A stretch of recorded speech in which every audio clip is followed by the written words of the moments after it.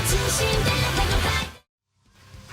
ーい、We are 8ビートブレイン。はい、メロネサリです。菊池桃子です。こよかです。小谷まみこです。アンズマンジ 100% です。よろしくお願いします。私たち8ビートブレインはデスボイスのメンバーとケロールボイスのメンバーで掛け合わせたラウドロックガールズユニットになってます。一つの単語をまず決めて歌詞も振り付けも考えるんですけど、先に歌詞ができて音を聞いて初めて聞いた時の感覚でいつも振り付けやらせていただいてるんですけど、その時の1回目聞いた時の感覚で振り付けをやらせていただいてて、でその一曲一曲に必ず頭に残るような振り付けを1個入れて、それを全部表現して歌って踊ってます。私たちのメジャーデビューのファーストシングルであるアンダー・ザ・ウェザーなんですけど、それがテーマがウイルスなので、絶対こう聞いた時に手話を入れようと思ったんですね。やっぱりいろんな人に音楽を聴いてほしいし、いろんな人に目で見て感じてほしいなと思って、でサビでこういう振り付けとこういう振り付けと入れたんですけど、これが看護婦とかの意味で、看護師っていう意味でこれがあと薬って意味、なんだっけ、どれだっけ忘れちゃった。結構前に振り付けしたんですよこれが薬。看護婦だ。看護婦。そうそうそうそう。これがこういう振りが入ってるんですけど、これが看護師看護婦治すっていう意味が入ってて、これがなんだっけ、薬だ。薬っていう手話がこれなんですけど、なのでこれでやってるとあんまり伝わんないなと思ったんで、こうやってやって、サビはずっとこれやってます。で一緒にみんなで踊ったりしてます。はい、やっぱり今そのウイルスとかが結構世界中に入ってるじゃないですか。やっぱそういうのもあって世界中の人に伝わるようにっていうところから来たんですかね。はい、この曲はずいぶん前にできていた、私とアンズが後から加入したんですけど、そのもっと前からできてた曲で、これをファーストシングルで出すっていうのも結構前に決まってて、出した時に世の中がこういうコロナウイルスとかで騒ぎになったので、逆にタイミングがすごいなっていう運命だったんじゃないかなって思ってますきっかけはもともと私バンドやってたんですよ。でボーカルやってて、バンド売れないなと思って、これは多分アイドル通ってから行った方が自分の知名度が上がるなって思ったのがきっかけなんですけど、でもすっごい悩んでバンドやるかアイドルやるかすっごい悩んだ。アイドルの方がそのオタクたちが出す技が面白くてコールとかミックスとか味わったことない感覚になって、これを絶対面白いと思って、なんか一緒に作ってる感じがすごい楽しそうだなと思って飛び込みましたね。私はもともとアイドルを最初はやろうと思っていなくて、女優とかそっちのテレビ関係の仕事を最初にやってて、でまあなんか手っ取り早く知名度を上げるにはみたいになって、事務所の人と相談したら、やっぱグループで活動した方がいろいろなんかアピールする場が増えるんじゃないかみたいになって、それでじゃあやってみるかみたいなちょっと軽い気持ちだったんですけど、この8ブレに入ってデスボイスをそれまでにやったことがなくて、このグループになって初めてやったんですけど、なんか自分がやると思ってなかったもので、できるのかすごい不安だったけど、なんか飛び込んでみてよかったなってすごい思いました。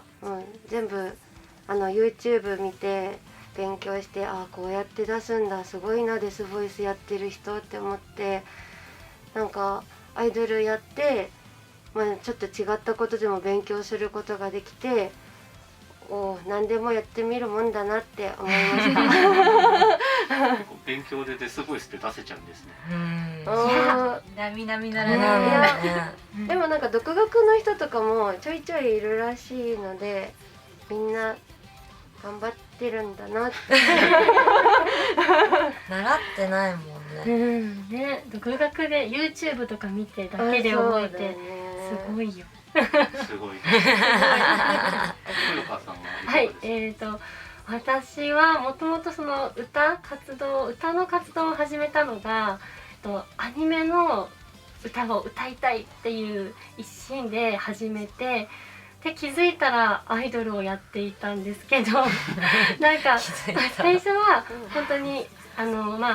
いろいろこう目指していく道で、いろんな道でこうアニメ歌う人って今バンドさんも歌うし、それこそアイドルさんも歌うし、アニソンシンガーの人もいるしですごいもう戦国時代だと思ってて、でその中でなんか自分ができることできるその、戦略というかのでどこから行こうかなって思った時にちょうどグループでやっぱりやるっていうのも一つの手かなと思って、でちょうどアイドルのお話をいただいたので、そっかグループでそしたら挑戦してみようと思って八ブレに初めてアイドルとしては初めて八ブレに入ったんですけど、でやってみたらそれでもなんか八ブレはエフェクターをかけてケロールサウンドっていうんですかね、それでなんか普通のアイドルとデスボもいるし、なんか私が思ってたようななんかモーニング娘。とかそういうのと全然違って、結構あとエフェクターがかかってることが最初はなんか自分的には嫌で、歌い方私の生の歌声で歌いたいんじゃと思ったんですけど、でもなんかやっぱりやっていくうちにこうなんか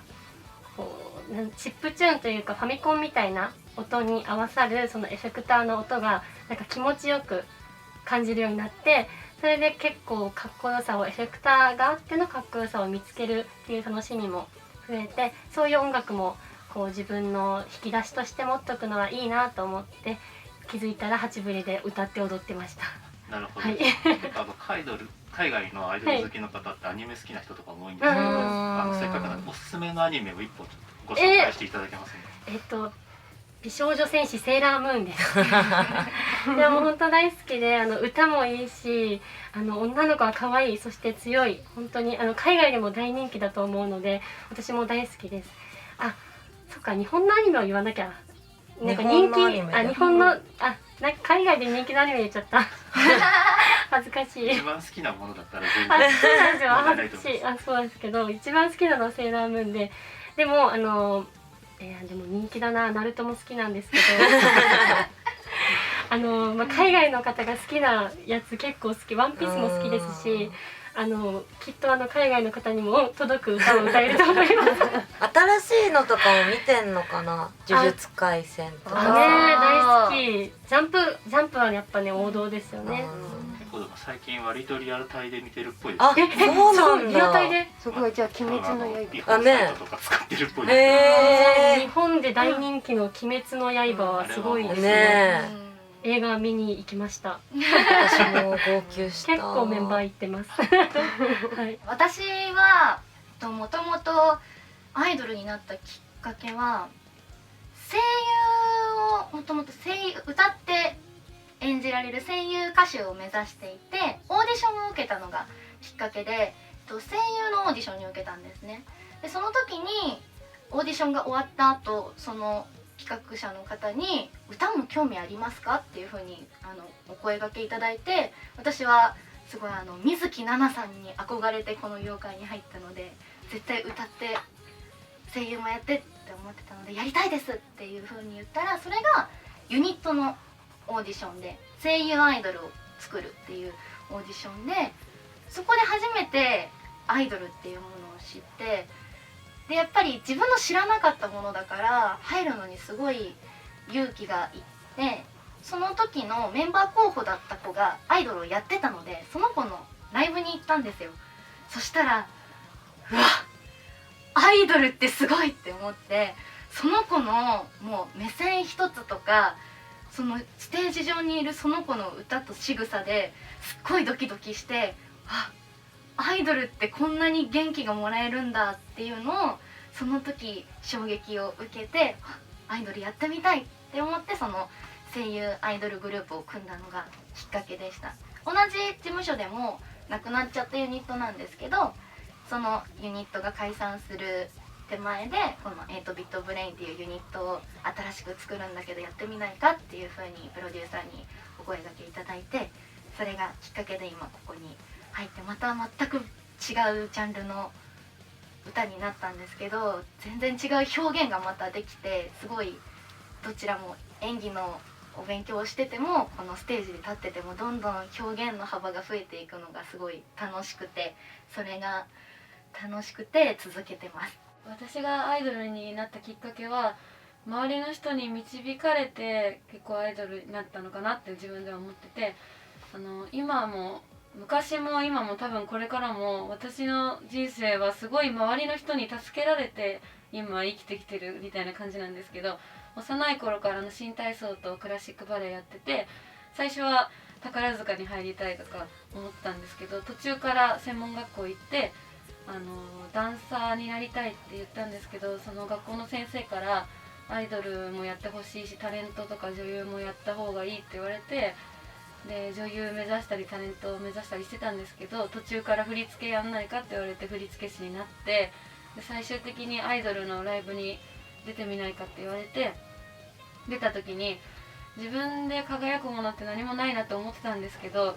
お客さんがやっぱり私のいいとことかもいいところ気づいて自分じゃ気づけないいいところとかも気づいてくれて、すごく楽しい現場だなと思って、なんか歌って踊ってる時は嫌なこと全て忘れられるし、なんか生きがいだなって心から思える現場ステージの上では思えたので、ここが私が生きる場所なんだなって気づけて、周りからやっぱりアイドルになるように導かれて今アイドルになってます。私結構もともとラウドロックとか好きだったんで、一番好きなのコールドレインでクリスタルレイクさんとか結構邦楽のラウドロック聴きますね。海外だとスキンドレッドとか好きで、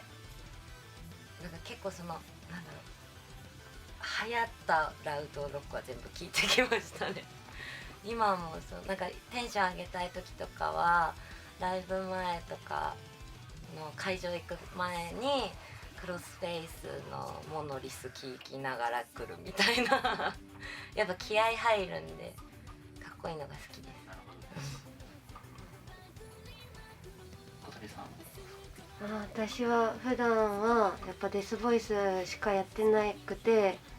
私生活では癒しをちょっと本能的に求めてるっぽくてJ-POP がよく聞くんですけど、家入レオさんとかジュジュさんとか結構バラードチックなのを普段聞いててででもそのデスボイスやってからはやっぱり海外の人の方がかっこよくやってるイメージがすごいあるので、女性ボーカルでアーチエネミーっていうグループでやってるんですけど、アリッサさんが今その人がめっちゃかっこいいので、勉強する時はその絶対アーチエネミーさんの動画を見てこうやってやればかっこよくできるのかって思いながら、聞くようになりました。私はもうアニソンしか聞かないんですけど普段でもなんか最近結構それこそさっきリサさん「鬼滅の刃」とかでそのリサさんとかが結構普通の番組とかに出てらっしゃって、アニソンと J-POP の壁がすごいなんか今も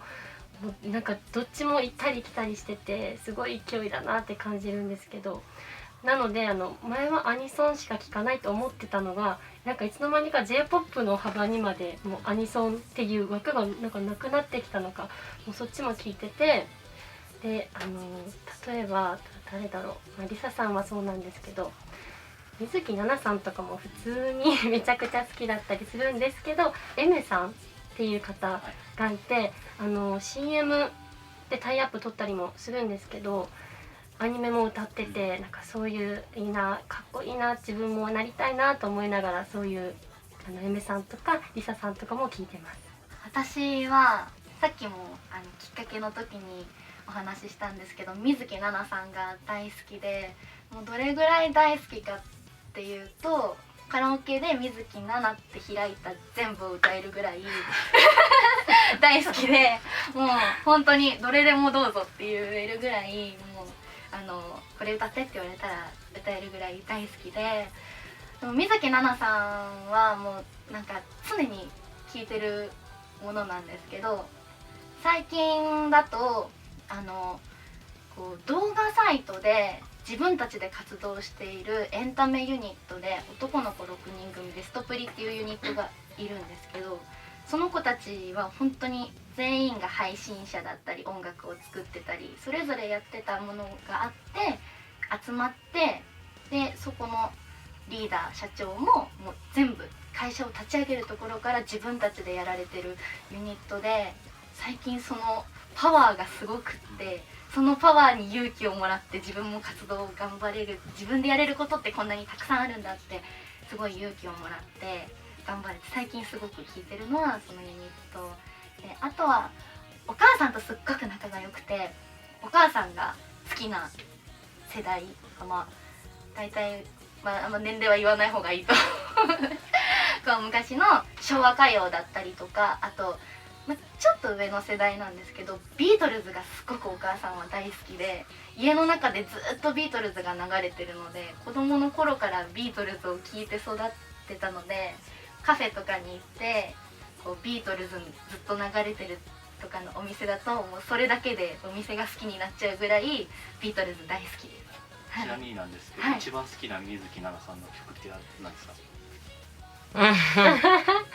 これ一番好きなかな。一番好きな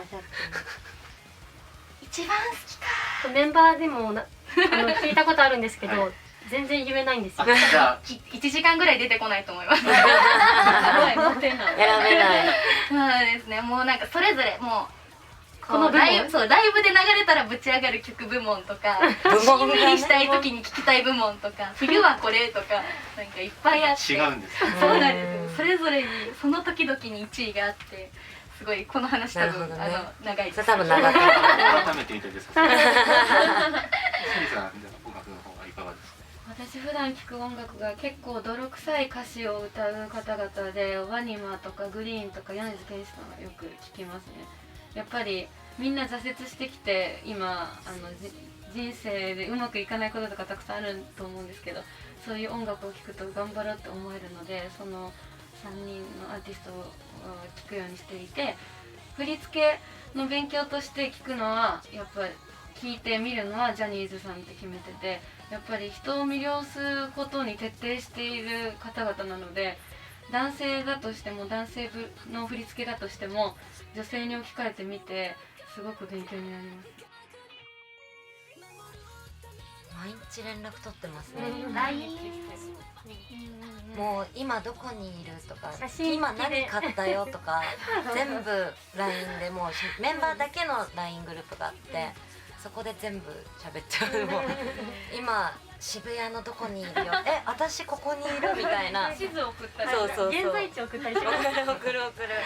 なんかね、お店に並んでてこうなんかメンバーが好きなキャラグッズが並んでたりとかすると、あったよとかね。私この前洋服屋さんで、これあんちゃんのコーディネート、これちゃんコーディネートしたの。常にもう気持ちは一緒だよね、常に。そうたまに寂しいっていうね、なんかそうライブが結構3日4日空くともう寂しくなっちゃって、寂しいねって送ると分かるみたいな。だろうね。なんか不思議ですね、すごい。親友でもないし、家族とも違うしね。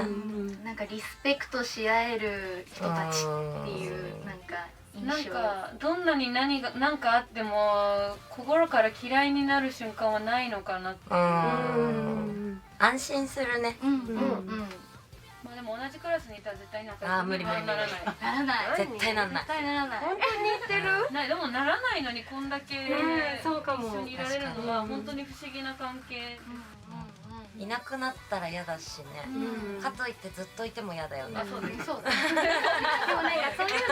のもずっといても嫌だけど言える存在。そうかも。何でも言える。何でも言えるって感じですね。多分なんか家族よりも友達よりもなんか誰よりも今何でも言える存在ってこのメンバーだなって思思います。そうかも。うん個人的にはですけど、誰でもなれるようになってきたのはめっちゃ問題だと思いますね。なんだろう、固まったらもうアイドルに見えるじゃん、女の子も男の子も。それはね、なんか良くないなと思うね。尊くなきゃいけないから、アイドルって。こうなんかファンとの距離感が近くなったりとか、すごい。あとね、辞めたやつがね、裏話しますとかね、あれ良くないね。あんなのね、お前んとこだけだからって思う、ほんと。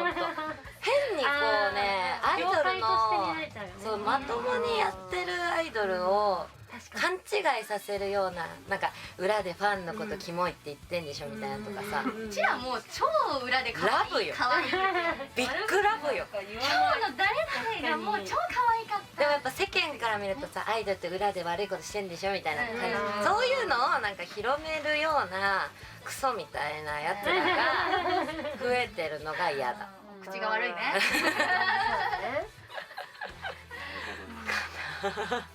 他にご意見ありますか？問題。いやでもそのライブがなかなか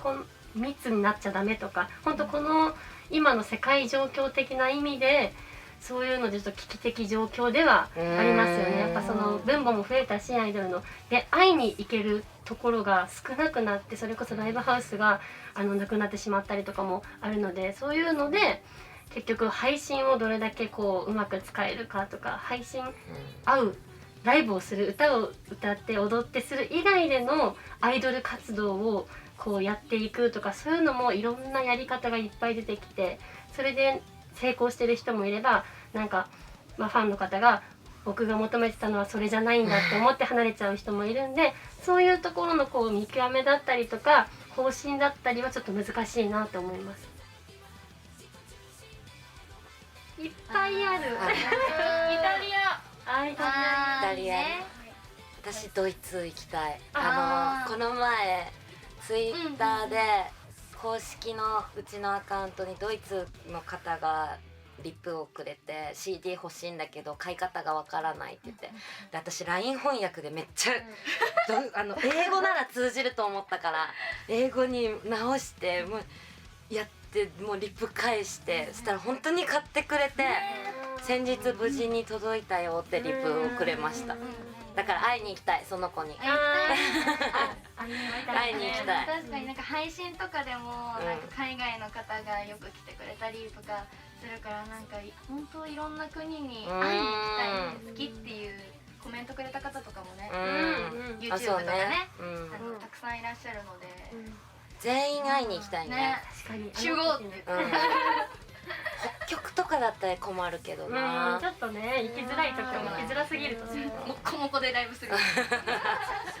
かあっちとか言って全部行きたい。全国ツアー、全国ちゃう、世界ツアーしたい。ワールドツアー。ワールドツアー。そうですね、こういうなんか世の中なので、なかなかライブをたくさんしたりとかいうのがもしかしたら減ってしまうかもしれないんですけど、本当に今日こういう風に海外の方に向けてのインタビューをやらせてもらったりとかもあるし、その8ビットブレインとしての動き、音楽の伝える動きは絶対に止めるつもりがないので、もっとグローバルにだったり自分たちのできることを考えてやっていきたいと思ってるので、もうちょっとでもいいなと思ったら、いろんなツイッターとかもみんなやってたり、インスタもやってる子もいるし、いろんなこのメンバーだったり音楽を知るきっかけを掴んでいってもらえればなと思うので、私たちもそこに向かって発信をしていけたらなと思う1年にしたいなと思います。世界中の皆さん、8ビットブレインはこれからも元気いっぱいに活動を続け、ゆくゆくは皆さんに会いに行けるように精一杯頑張っていきますので、これからも応援よろしくお願いします。会いに行きます。ラブ